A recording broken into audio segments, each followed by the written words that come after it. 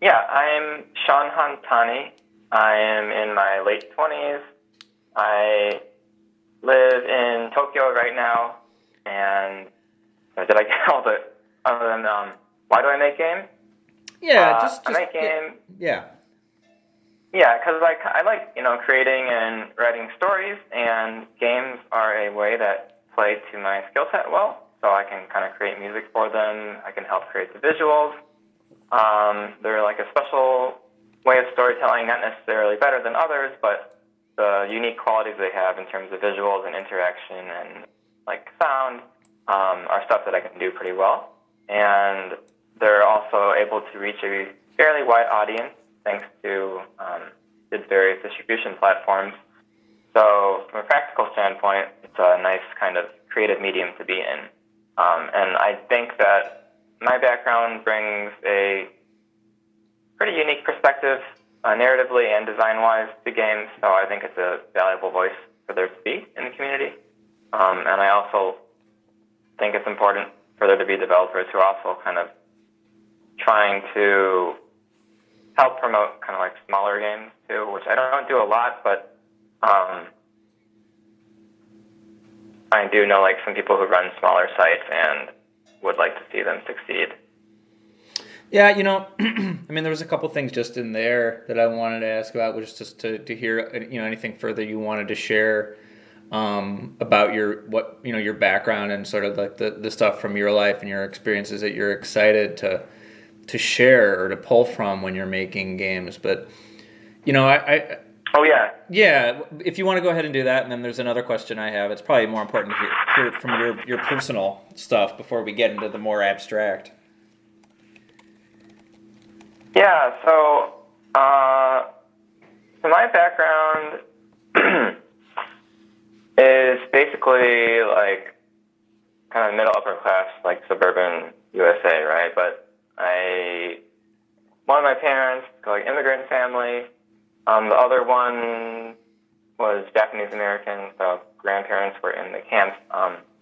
Still a pretty like cushy way to like grow up, right? But yeah, I think as a result of that, it does get you interested in I guess history in general, relating to kind of like how you as in myself, kind of like were able to be born in that position and.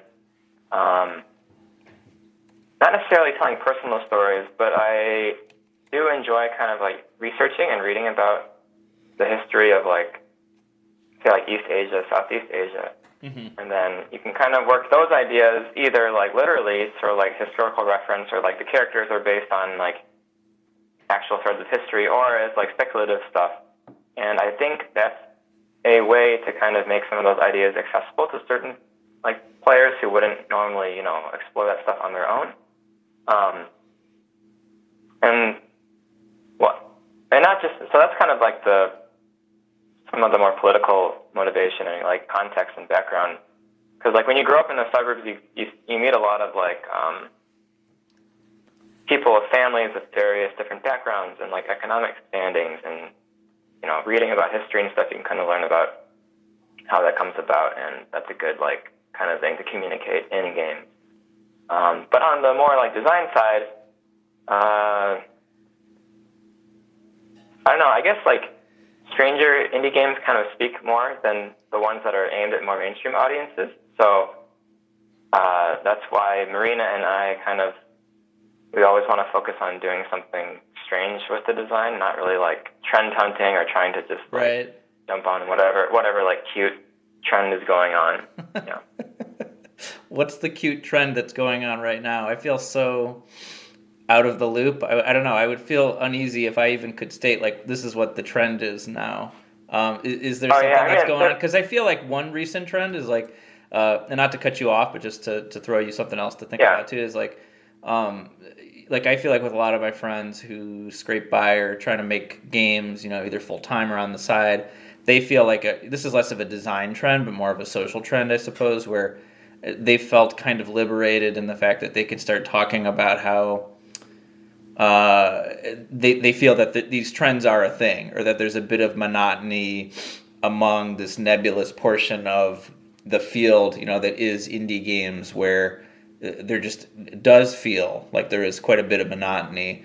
So I don't know if that's really a trend. That's more of a designers talking to each other kind of a trend. But like, I wonder if you could speak to that. If you feel like, has that actually been a change, or is that more of like an American, like a Western thing, or is there some other trend that just immediately comes to mind where you're like, oh well, people are really obsessed with blank right now? Yeah, I guess, I think it's more interesting to talk about what you're referring to, I think, and that, like... The social component? There is a lot of, like... Yeah, I feel like... So regardless of what the immediate, like, artistic trend or, like, mechanical trend is, I do feel like within indies, right, so we're supposed to be... In theory, indies are, like... Okay, it's obviously a nebulous word, but... Right. We're trying to... I say we, but indies are trying to, like, make these innovative, personally expressive games, and a lot of times they do. There are a lot of those. They don't tend to sell a lot or get a lot of audience, but you do see a lot of games that I think are praised for being very interesting or innovative, but they're more or less kind of following in the lineage of, like, Nintendo or some really big popular thing. And so it's kind of funny to me that, we supposedly have all this creative freedom, but some of the most popular works are kind of just like playing it very close to, like, old games. Well, it's funny. I remember, I think it was one of those games that Double Fine was publishing. I think it was called like Hack Slash or something. Where I remember this crystallized in a very definite way. Where I heard, or I read rather, the like a critic was talking about it as quote unquote the first Zelda-like. But I think that was the first time I had ever seen people like wear it on their sleeves, and it's like, I don't know if that's a nostalgia thing. I don't know if that's a thing where like critics are looking to, plant a flag for themselves, and they're hoping like everyone will start saying Zelda-like and they'll get the credit for it. But it's funny because like these things I think really lock creators in this really uncomfortable way where, because really the question I was planning to ask out of the gate is sort of like, why do you continue to make games? Like, I feel like the indie field, whatever that is so saturated that, like, what is so rewarding about continuing to take this kind of risk or to keep telling the kind of stories that you want to, especially if it has those, restrictions of it also has to check these boxes of, like, kind of being like Nintendo games. Right, yeah, I mean... I've never heard it said like that, but that's totally what's going on. Yeah, I think, like, the Nintendo, or the Zelda-like thing, so it's interesting because one of our first games, we had to use that kind of branding a lot to, like, market the game, but it wasn't necessarily, like, the design. I found that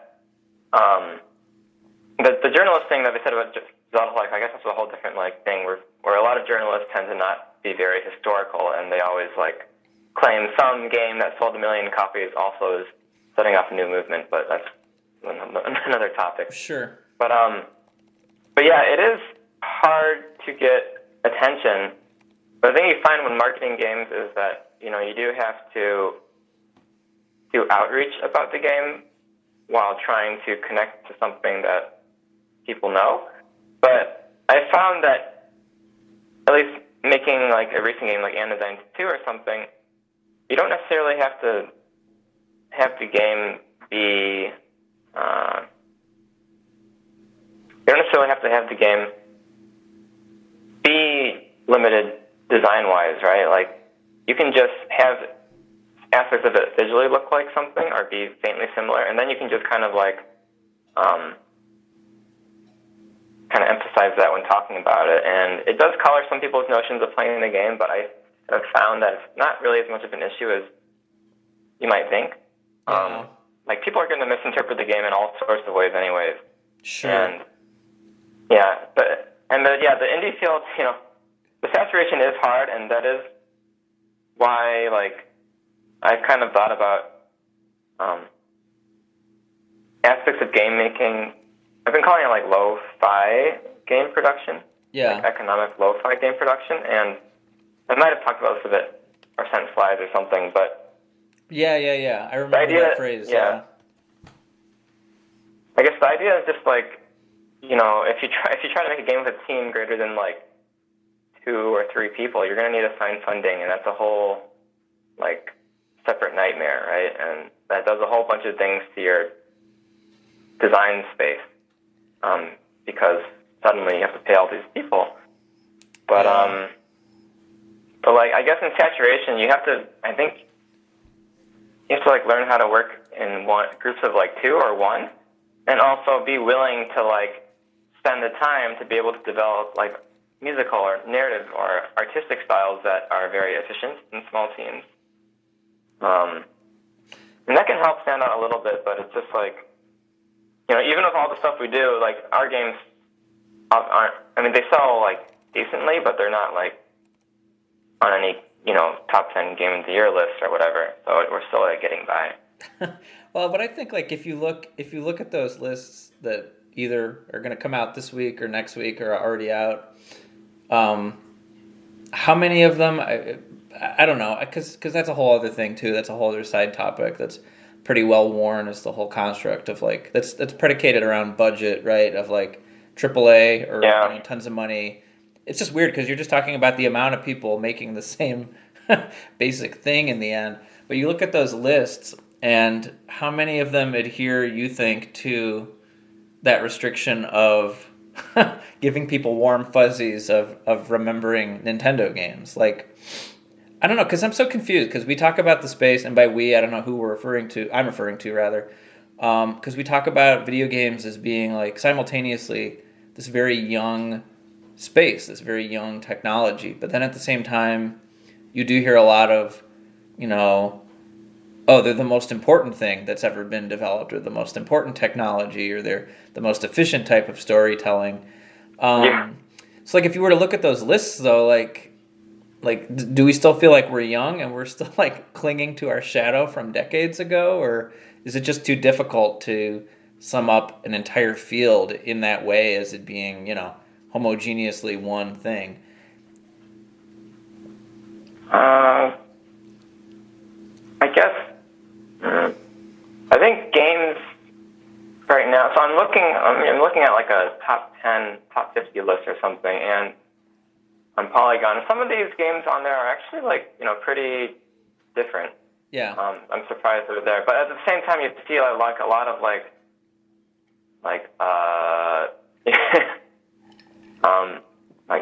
AAA games that were the best shooting game or whatever. See, Polygon's list is okay. All the games on here have sold really well. Yeah. So it's not that amazing of a list, but it is, it does have, it has like a Taiwanese horror game like on number 3 that got got deleted because of a dispute with the publisher and like China's government and like China's player base. Right. It's an interesting. But then, right below it is like, Sekiro, just a game about killing things, which is a good game. It was like fun, but like, it's just another Dark Souls, like, but by the developer of Dark Souls. But I want to change. What was I? But like, why make games when certain games tend to get praised? I think that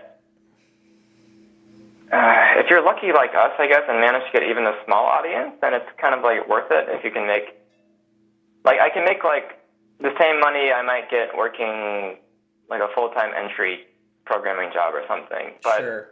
I get to kind of like craft stories and have a pretty small dedicated audience who are kind of like heavily influenced or enjoy your work. And I think that's a valuable thing, right? Because, if I wasn't doing games as a job, maybe I would be like volunteering more or something and kind of, making connections that way. I think if you play your cards right and like aren't just kind of like, I'm going to make a love letter to Zelda, then, people will connect with your work and like, or if it's like done well, and like, because with All Our Ages, that didn't like sell well, right? But it actually had a very like kind of specific audience that some of them did find it and like would reach out and talk about it. And I got invited to like speak at an Asian American Student Conference about the game, which is an interesting experience. It's like, that wouldn't really happen with other sorts of games. It probably would have been hard to do with like other mediums. Right. Yeah. Well, I think it's like... So I think, yeah. Yeah, no, you go ahead, please.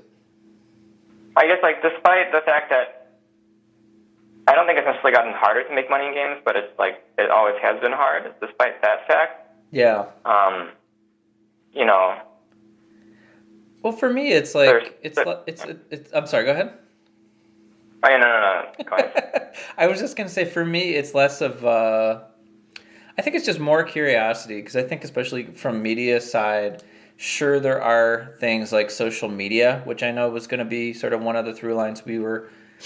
We'll get there with this, I suspect, but like one of the things that I find interesting is, for writers, like we don't really get an opportunity to cover creators other than like when you're working on something new, and I think that's just a normal component of like all industries, and just the reality of like people trying to just support themselves is that they don't necessarily want to broadcast like how much they're struggling or how little money they're bringing in or whatever other kind of odd jobs they have to take. Like I'm like something that just like totally slips through the cracks then is like I'm always interested to talk to people who are on smallerish teams, chasing things that are very close to their heart. Like what is driving them to continue down that path? Because I know it can't be the easiest path, but then I know that there are a lot of creators who they just find, I don't know, they get some sort of like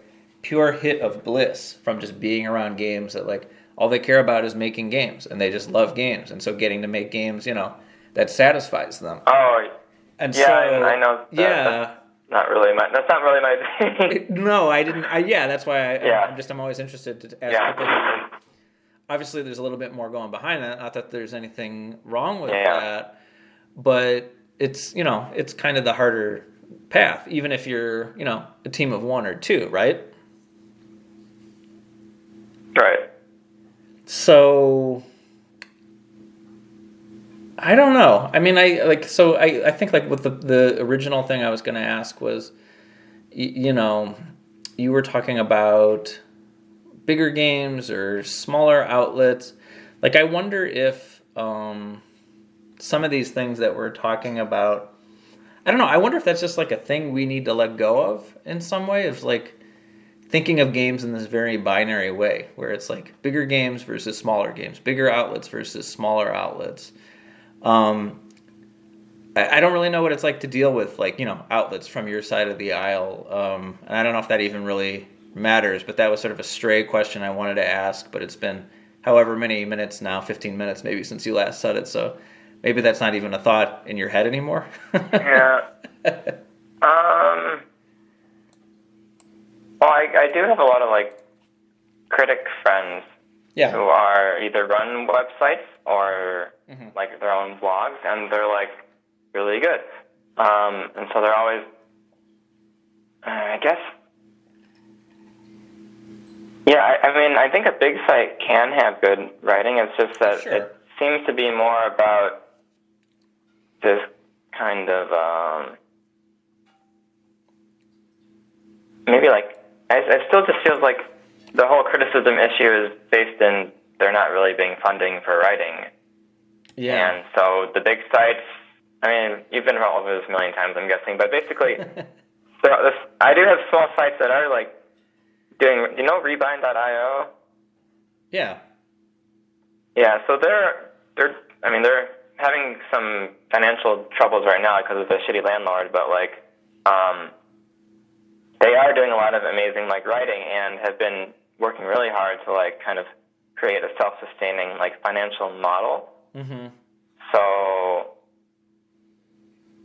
like, I do think that like big game journalism a lot of time is just paid ads, but I'm not sure how much can be done about that from the outside. It seems like I don't know, that's like a whole another industry that a lot would have to happen. But I guess it isn't hopeless from like a small critic standpoint. It's just like it does take it takes a few clever people with a lot of like work and time. Like the people who run Rebind.io are like they're really good at what they do, and they're always like they're literally like working all the time. But I guess them existing, I hope, is kind of like motivating to other critics that, with enough work and like reaching out to like smaller developers, you can kind of build a reader base. And I think one of the things I picked up in what we were emailing about is I don't know if it's really an unspoken tradition, but you were talking about like you've noticed a pattern of I don't know, people just like what tends to happen when people who maybe used to be small developers or they didn't have as much juice or whatever, where they suddenly become high profile, and you were talking about like feedback loops of anxiety or people becoming high profile and oversharing certain things.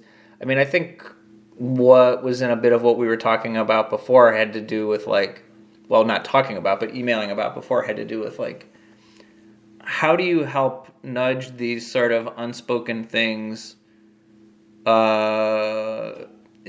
and sort of acknowledge that like, yeah, I mean, this is an ecosystem of people, and how can you help each other out in public spheres without torpedoing your own livelihood? I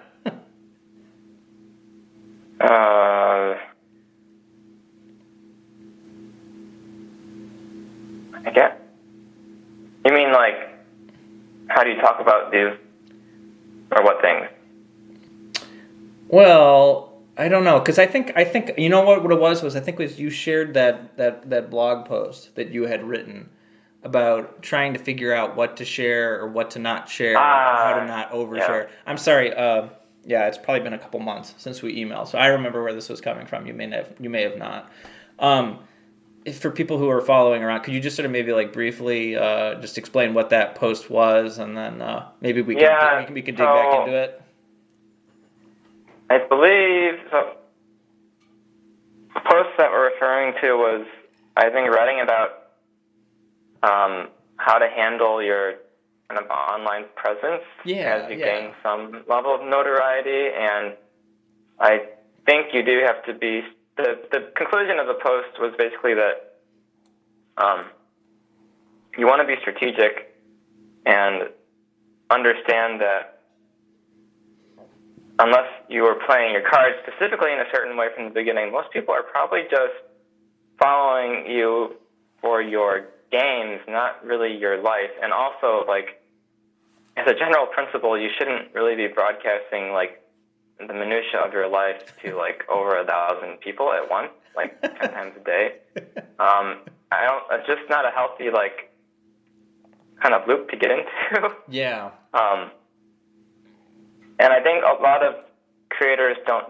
So what usually happens, right, is like a creator or something. Okay, there's a person who's never made a single. I've seen this happen a lot of times. They've never made a single game,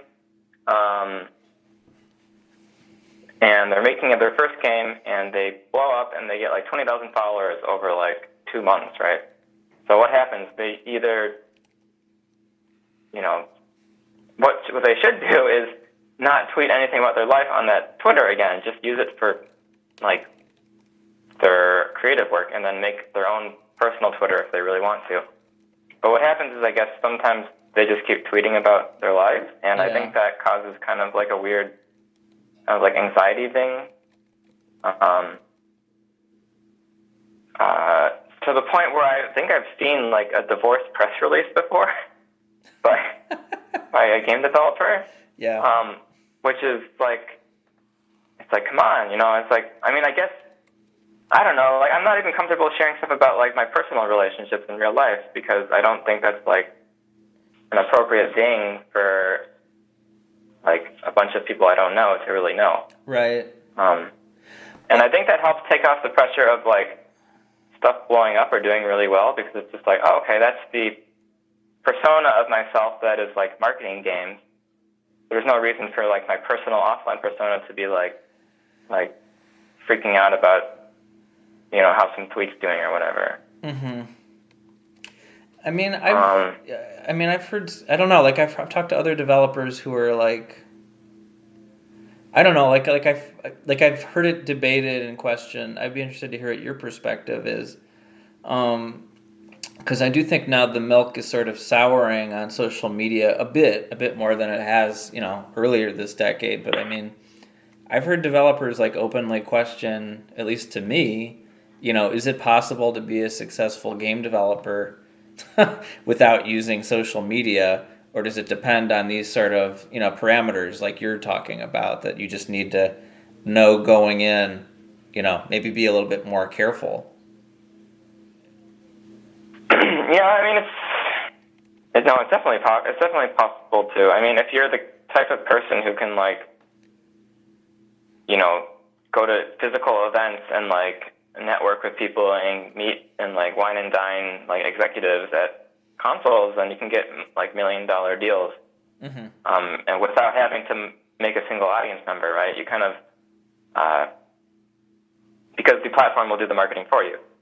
So yeah, and you don't need social media for that. The only issue is that I think when you do something like that, unless you have a way of kind of maintaining like a newsletter with your fan base, yeah, or like unless you gain like a remarkable amount of notoriety where like your game's like a household name, like Undertale or something, then when you come to release a new game, you're still going to be reliant on whatever like big entity kind of promoted you, right? You don't have a way of doing it on your own. So you can survive without social media if you prefer to, but it's just a different route that I think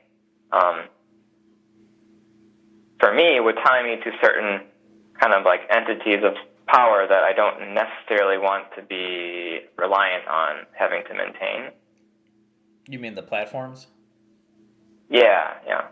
Platforms are like particular publishers or like funding partners. I know there's like popping up recently, there's just like some random rich people that just have tons of money to fund games with.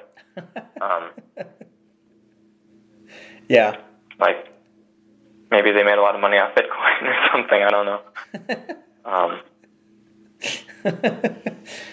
Well, it's yeah. tough because I feel like on the media side, and I can stop bringing up the media side if that's cliched at this point, or you feel like you've heard it a million times. But like, I feel like oftentimes what I've heard is like, when it comes to that relationship between these two nebulous groups, right? Like indie developers and journalists, like what journalists would tell indie developers is like, well, we want to know your story, or, you know, like we're not so interested in like the particular mechanics of a game.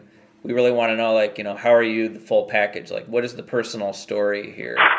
And so I wonder if in some ways like that has sort of stoked that flame of like, well, I'm just going to overshare. You know, I think that's very easy to do on social media in general, but I wonder how many of these kind of like, whatever it is, you know, how many of these kind of, you know, outrageous behaviors or saying provocative things or contrarian things, because I'm sure you've seen that too, right? Where like websites will just seize on a particular tweet or a particular thread, and that's a quote unquote article.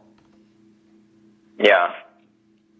So I don't know if this is sort of a thing that in a way like games media helped create, but I do wonder, you know, from through a more positive or maybe proactive lens, like what's your feeling on like what do developers actually need media for today? Because there are all these other platforms, you know, certainly you can do a newsletter, or you can do live development, or there's all these other things. Like, do you feel like, is that relationship, like, has that shifted from when you started to make games? Like, do you need media in a different way now? Do you need it less than when you started? I think media is still like pretty important just for kind of getting just for getting people to know about a certain game. Like, I don't think that's really changed in the past 10 years, but something I've realized is, like, what I find media, like, what I personally want more is just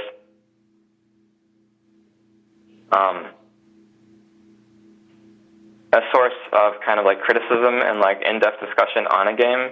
That's what I'm more interested in, like, critics or writers doing, rather than, like, necessarily advertising it. Because, like, when I play a game, after I finish it, I like to go see, like, have people written about it or something, and I think that helps enhance my experience of the game. Like, when I read a book or something, I'll read some book reviews afterwards. And I think that's always going to be important. Like, structured essays or something, more so than just, like, Steam reviews, which are great sometimes, but, but yeah, I think that was also the case, like, a long time ago, but I didn't realize it as much. And that's what small sites are good at doing, you know, instead of just writing kind of like, you know, instead of, like, playing the first few hours of our game, saying some nice things, which is always, you know, like, that's appreciated, but it's nice when media takes the time to actually think about something and play it and, like, give it a lot of criticism. And that doesn't happen. And, I mean, it happens on big sites, but it's not really to the frequency or depth of, like, you know, bigger games. Like, there's not going to be, like, a retrospective on the Anodyne series or something compared to, like, yeah. Final Fantasy 19 or something.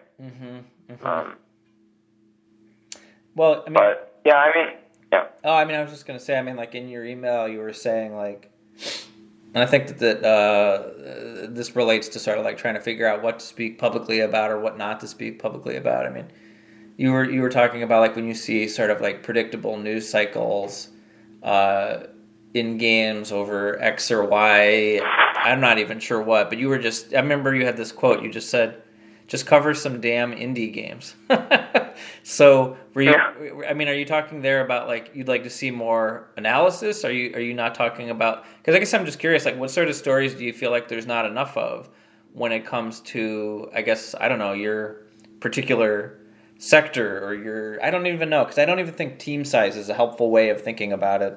And indie is also very nebulous. So when you're saying, you know, just cover some damn indie games instead of taking predictable bait, like, is it strictly the analysis that you're talking about, or are there other things that you wish that there was more reporting and writing about? Yeah, when I was saying that line, I'm looking at my email now. Yeah, I was specifically talking about stuff like minority issues or minority representation. And you rarely ever see articles or, like, lots of coverage on a small game that deals with one of those topics, like, very well. Instead, what you see is a few times a year, some big company will attempt some kind of representation, or they'll do something shitty, and we'll get a whole news cycle about that instead of, you know, representing, like, oh, here are 5 great games by trans game developers or something. And so what I was kind of talking about was, like, you know, why it seems like, you know, if we're thinking of mainstream media as this, like, entity, it seems like mainstream media, like, cannot perceive the existence of a game that addresses minority, like, topics. It can't perceive the existence of that unless it's made by, like, some multi-million-dollar company. Like, it's like, it seems like, you know, when a company does something well, like, oh, they put an Asian lead in the game, but the game is still about shooting people, they're like, oh, this is amazing, like, representation or something. Yeah. And it's like, first of all, it's not really, like, good representation at all. And secondly, it's like, there's a lot of other things you could be covering. It's like, why act like there's some problem of no representation when there is, and it's partially because you're not promoting those things. And that's not just mainstream media, but a lot of, like, judges for festivals will do this, you know, because judges for festivals, they tend to be, like high-up design leads, the big studios, and they don't really play small games. So that's kind of why you get a lot of these like kind of like flat games winning a lot of like awards. Yeah. Or like being covered for like very. I guess that's what I am thinking about with like the whole big small binary is like, because they like wind up dividing into these like two separate camps, and then we just keep getting what we keep getting, and I really don't know the answer, because I used to feel like it was a bit of a mistake to act like, you know, all of capital V video games is in the same big tent together, because I think very obviously, or maybe not, but very often that's the feeling, is that it is not, and that there are these clear divides. And it is easy to sort of, you know, write off like the kinds of, you know, the kind of contests or award shows that you're talking about. But the reality is like, you know, if you disregard those big games or those big names or the sort of conventions they're looking for, it does become this sort of it's like a self-perpetuating perpetual motion machine. I don't know, because I always have the media lens on it. I don't really know, like, I feel like a lot of what's been popping up in my inbox lately is like developers talking about like wishing there was a healthier karmic chain or like a healthier ecosystem that flowed to media where they, I mean, it's just, it's kind of, it's hard to believe, because I can remember 10, 15 years ago feeling like, when I was starting to write this stuff, like, well, aren't people tired of reading like dozens of stories about Call of Duty? Like, don't they want to hear about smaller, quirkier, or just unusual or just different games? Like, it's been interesting to watch over, I guess, 10, 15 years where it continues to be an issue. Because I thought it would have not been, but maybe that was naive of me. But maybe you have a different sense with your journey when you started making games to now. I mean, I just have the media lens. And honestly, like, if we're media covering games, we're talking about what you're doing. But if you don't have us talking about what you're doing, then no one hears about it. Yeah, like, well, I think that,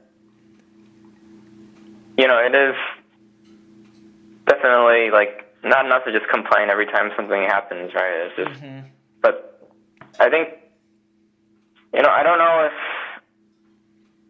it can ever just kind of like the engine feeling everything is just, you know, the overarching current society and like economic system, right? But I think in the next 10 years, something that could happen is, you know, if more small sites start to kind of like get up and maybe work together, which I think is already happening, and pushing platforms, pushing sites like itch.io that kind of are more set up to focus on different kinds of games. They have a different set of different value system than existing big stores. Yeah.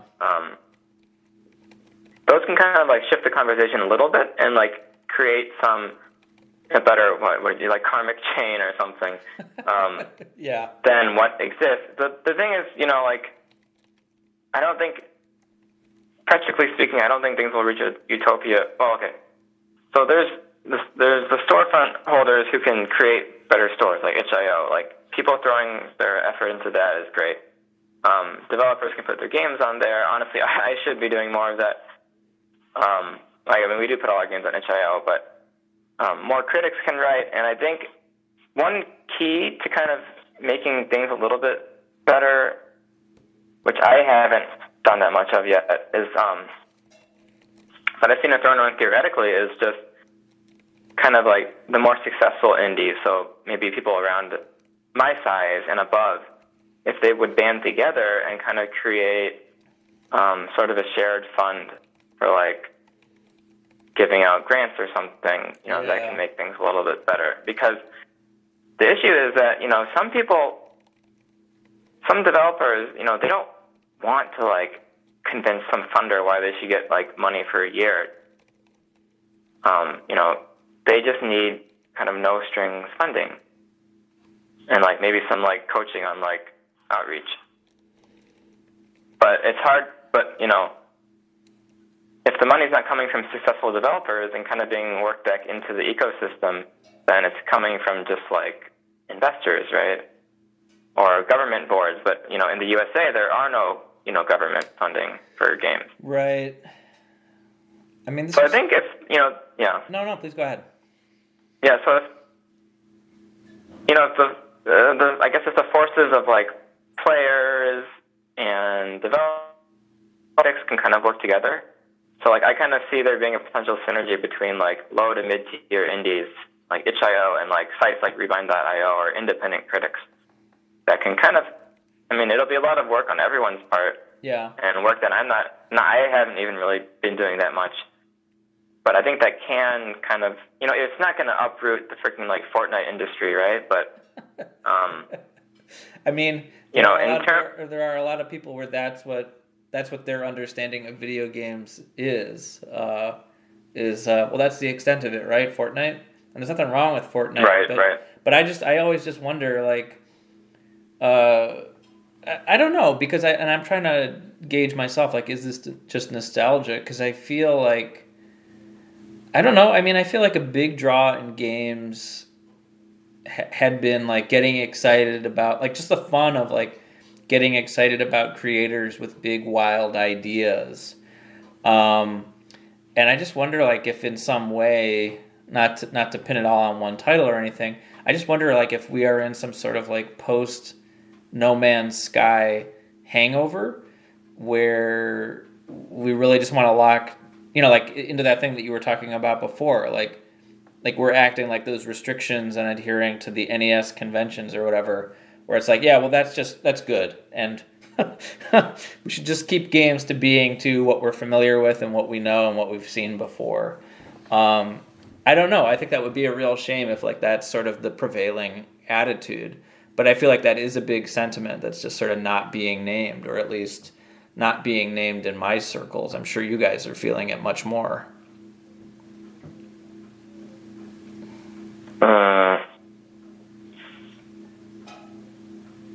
So No Man's, I guess, I think, well, that pressure to be Nintendo-like has sort of always existed, and to an extent, I guess the lineage of Mario, I guess, is something that a lot of people kind of uphold, like, without even thinking about it. Sure. Like, it's like, they're like, oh, I want to make games. I just want to make Mario, basically, or something. But I'm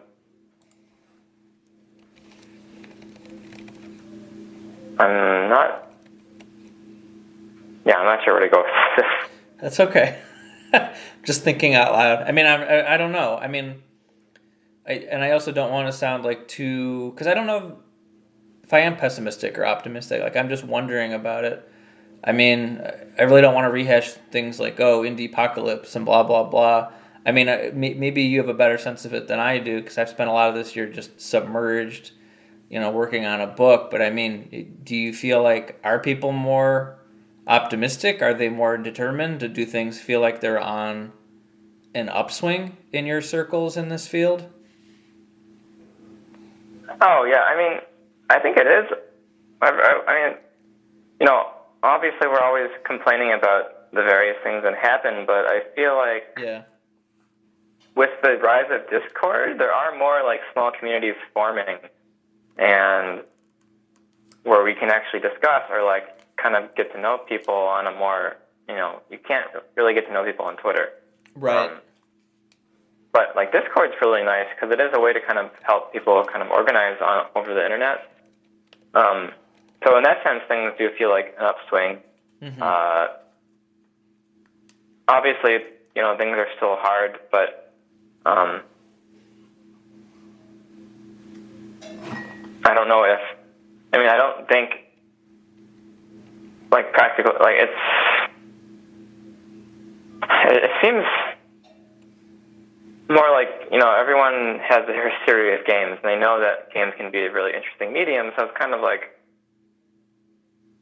we might not, we're probably not going to make small indie games like the most popular game of some decade, right? But it seems more about like kind of trying to preserve this medium instead of just letting it be torn to pieces by like existing like economic forces, I guess, or existing historical economic forces, right? Because if none of us are going to be doing anything to improve the game scene, then it's just, what's going to happen, right? It's just going to be Fortnite and like a new Mario game, new Call of Duty game, which, those games, they can be fun, right? But it's like, I don't know. It's sort of like probably why indie filmmakers still make films, right? It's like, right.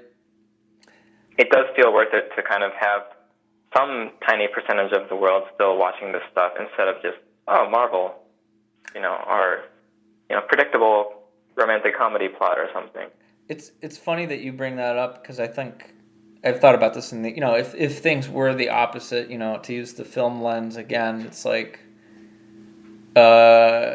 if, smaller independent titles, if they were the law of the land, I think sooner or later people would be like, what would be nice is just to like, just see something blow up for once, just something I don't have to think too much about.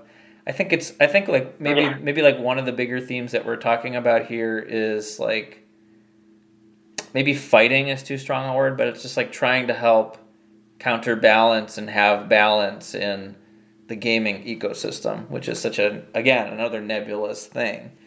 And I think that has always been like one of the more difficult things. That was my sense of one of the more difficult things of, the issues facing independent developers is like, you take the sector of the industry that has, the least funding or the least push behind it, and you want them to take the biggest creative risks. So in a way, it's not a surprise that people are, I think that's what's sort of exciting is the thing that I brought up earlier is like friends of mine confiding in me like, oh, I was just at this, co-working space in LA or I was wherever and with other game developers and I felt comfortable starting to bring up like, well, why are so many of these games so similar? So, I mean, I feel like we've just like quickly run down the last decade. Like that makes sense where things have settled. So I don't know. I think I feel like things are at a really exciting time, but I feel like it has to be harder than ever for people who are trying to help provide that counterbalance like yourself. Yeah, it is harder. Actually, I don't know if it's harder, but it still is. Yeah. Hard. I think that the tricky thing is like, everyone, depending on their position, has things that are tricky for different reasons. But in the position that I'm in with like analgesic productions is that we're kind of at this point where I think a lot of people, their next step would be to use their portfolio to find funding and grow the company. But I think that what that leads down is that you're focusing all your time on your company surviving. You don't really have time to do kind of meaningful community outreach or interaction. And I guess you could make, I don't know for sure, because you could make the argument that like, oh, well, if you're making a ton of money, you can hire a person to do all this outreach for you, which is a good point. And I thought about that, but maybe that can exist without having to kind of scale up the games and like have to worry about mouths to feed or something. Mm-hmm. And yeah, but I think there are some companies that have done that, like the creators of Superhot. Oh yeah, that's right. Actually has shooting in it. I believe they started some kind of like no strings funding and some kind of like website that helps people track sales. Yeah, I just saw a press release about that, but I don't think it's like brand new. I think it had been in the pipeline for a while. That's absolutely true. Yeah, like that kind of stuff would be, to see more would be good, because I think what's annoying is when you see like some, person like take some dead IP people are nostalgic for, make an indie game version of it and make like $100 million and then they don't do anything with the money. Is like, I can understand that it's like stressful to have to manage all that stuff around your fame, but at the same time, it's like, you have $100 million. Come on. It's like, don't just donate it to like, like you donate it on the stream to like some medical like charity. It's like, okay, medical charity is great, right? But it's like, your money could go a lot further if you push it into this thing that you've profited off so much, Well, you were talking a bit about writers being a bit ahistorical. I mean, is there a similar streak? I don't know, because I think there's a difference between like that general like hustle culture feeling of like, oh, I got to get mine, and you got to look out for number one. But I don't know. Like, I don't know if there is that streak of like philanthropy isn't quite the right word, but just this feeling that like we are sort of in this thing together, and even whatever. I'm across an aisle from the side that you're talking on. I don't know what conversations developers have behind closed doors on their private communities or whatever. Like, is there that streak of that philanthropy? Is this sort of like a newer thing? Like, because I know that like there's like Indie Fund, for example, but the problem is like I don't even think we could get to like 5, like a one hand's worth of examples of these kinds of funds popping up. Like, it seems like it's incredibly rare. Yeah, it is rare, and the thing is that the important thing is that it needs to literally just be donating like money and like counseling, right? And the Indie Fund has funded some of my friends' projects, but the issue is they still expect you to pay them back, so they're not doing this like for free, right? And that's totally different from just like giving out grants. Like, it completely changes what the creators are going to make, right? And I don't think that's. I mean, it's a solution for some kinds of games, but I don't think it's really the right way forward. So, it would be cool if, like, I don't know, we could get some lawyers just, like, giving talks on, like, what's the right way to set up a donation thing or something, because whenever I think about it, I start to worry about the tax side of things or, like, the legal side of things, and I kind of just, like, forget about it. And also, we don't have much money to throw around yet. But yeah, well, I mean, it's the same for writers. I mean, I don't know. Some of a lot of the stuff, it's not game specific, but I think these are certainly things that contribute to that feeling of what we get is what we've gotten. Which I have a hard time gauging, like how many people are. Like, I don't know if upset is too strong a word, but I guess maybe the better question is, like, I have a hard time gauging, like, how many people even notice that? And then even, like, secondary to that is, like, do people even really mind? Or is it just, like, a really tiny group of us that, like, think about games a lot and this deeply? You know what I mean? Like it's definitely a problem if you notice it, but do people even know that it's... The money thing? Yeah. I don't think most people notice it. Because you get a lot of people that are like, oh, I found this cute game, Stardew Valley. It's really fun. Yeah.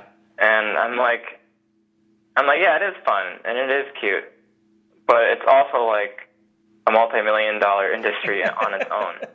Right. Right. And that has meaning, right? It's not just like a little fun fact. It's like,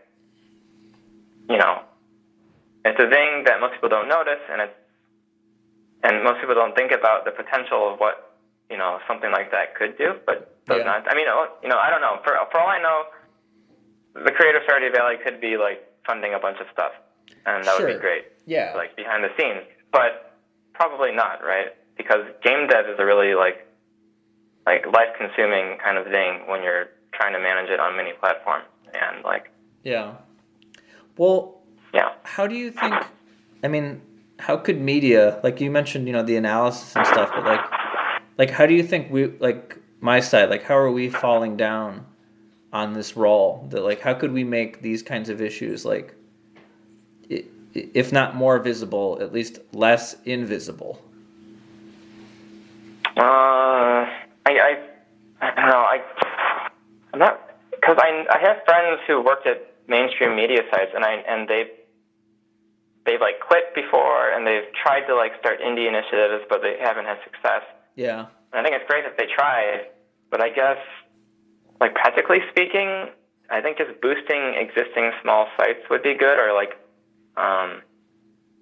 maybe pitching articles to them. I don't know if they have a lot of money to pay, but like I always think about Rebind.io just because like I chat with the managers sometimes, and like promoting sites like that, that actually kind of have semi-viable funding so far, and just trying to get that to be more sustained, and maybe that'll get other sites to do the same. I should be donating more money to Rebind.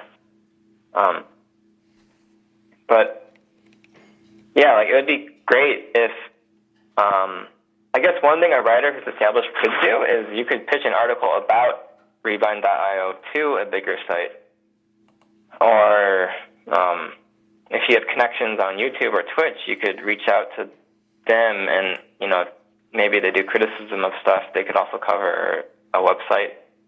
It's kind of interesting to think of covering a website, actually, like, but I know, like, the Rebind.io's editors always are, like, hustling to get other people to see it. And, imagine a big article on, like, Polygon or something, that might be, it wouldn't, like, fix everything overnight, but it's kind of like something I think writers are in a good position to do with their connections. Yeah, I mean, like you had mentioned earlier, I mean, that's a whole other separate conversations. It's just the obstacle course of issues and hurdles that we have on our side. Yeah, right. So yeah, I mean, it's not a perfect system, but it's it's what we have. But I think like yeah, I don't know. I mean, there's reasons to be optimistic, and you have to just sort of hold on to them and keep pushing and keep hoping. I don't know if I have any other like burning questions for you. Was there something that you wanted to make sure that we brought up?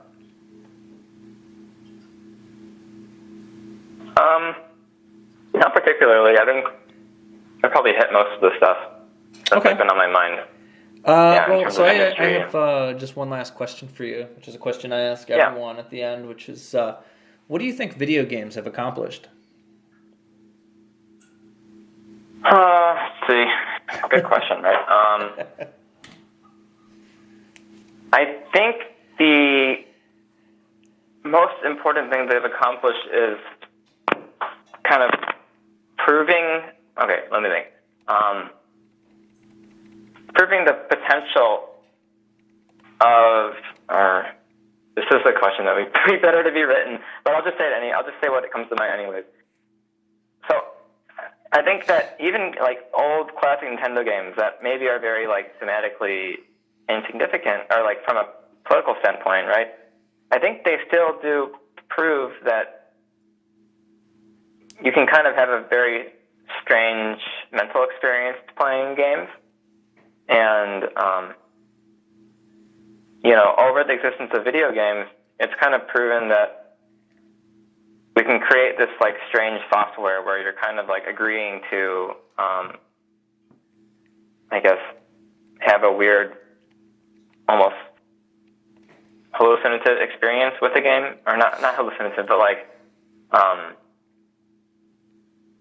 it's kind of proven the viability for a new way of, I say new, but like relatively new way of kind of experiencing various kinds of fiction or storytelling. And I don't think games have yet, I mean, some games have, but as an industry as a whole, like video games haven't really made good on the full potential of it. And this sounds very like, oh, games are the best, but that's not really what I mean. It's more of just like, okay, you can open up a game from the 90s, and it's this, like, weird, say, like, a famous game from the 90s, and it's this weird collection of, like, 20 people who, like, put a lot of work into something and created all this, like, strange stuff. And I think that's a very interesting thing to observe. It's not something that everyone observes as a player. Like, most people don't observe that as a player. But I think that speaks to the potential of when a single person or a small team makes games, the ways they can connect with the player, right? So when I play an old game, I can kind of feel some connection with the creators in a vague way because, the game was made by a lot of people. It's not really about that much meaningful in terms of topics. And it kind of something you can connect and think about in a way that's distinct from fiction, distinct from film. Not better than, but just like distinct. And that's probably the biggest accomplishment. Video games are, the fact that they are kind of a separate, unique medium with their own affordances, I think that's the biggest accomplishment. And to say more would maybe be idealizing too much. It's kind of like getting to how has fiction or film been valuable, right? It's hard to really measure, unless it's super popular. But it's about it's video games have created a new potential of imagining or visualizing complex ideas or imagining better futures and that kind of stuff. And I think that's the most valuable thing. Even though there's not a lot of games that necessarily maybe do that, if that makes sense. It does. And, yeah. Feel. No, I was just being quiet to let the moment land. But no, I mean, I think it's... I don't think it's a bad thing. I think it would be rather even more boring if two people on different sides of the world both felt, they've definitely reached their potential. It's all downhill from here. It's just going to be more boring. So we've proven that at least we're not what's something that's been trendy? Fidget spinners? That was a while ago. I was going to say complacent, but yeah. At least we're not complacent with fidget spinners. Basically, is I think what we've been saying. Yeah.